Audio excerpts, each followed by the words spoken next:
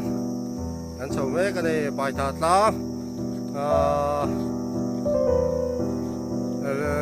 Long Lai district anh nhá sai thọ giờ đấy van nè trên má xí à hiền lang nuông đấy alo ông này đi qua showroom rút mấy và chú bốn không mấy đã hạ thạc ít tầng ai sang lào ta chuan cần là gì nữa đâu nè bài thật long cần thanh ta và chip cần thanh sầu ta cứ ta không con bụi làm biển sầu nó khá làm thế này sau là mà sau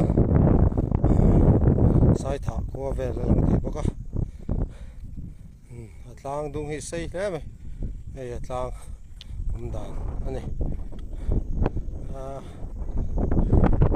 muốn chút li thật nó sắc khóc mày nuông khóc mày hạn view mày là mình xem đâm song song mấy này vẫn fit đâu rất là cần chi này fit lâu tan cho cần để chi anh này là khen gió lâu lại muốn ôi sầu nó bồi fit lâu tan cho khen gió chọc mày nó ấm lâu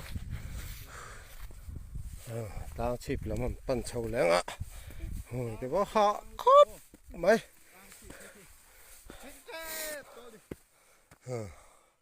khám vít vết tắc này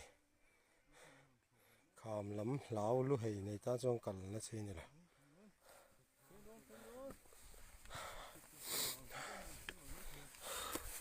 sang liên tục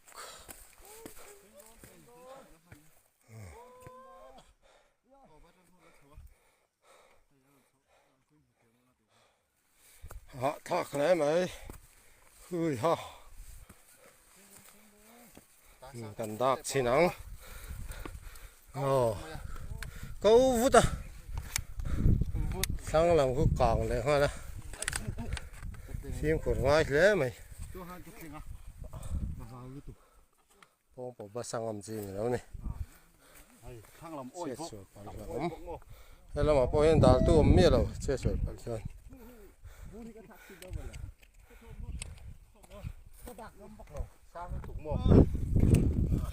bài thật lang tục lột đó này khi hay anh kia mà rồi phải là rồi mà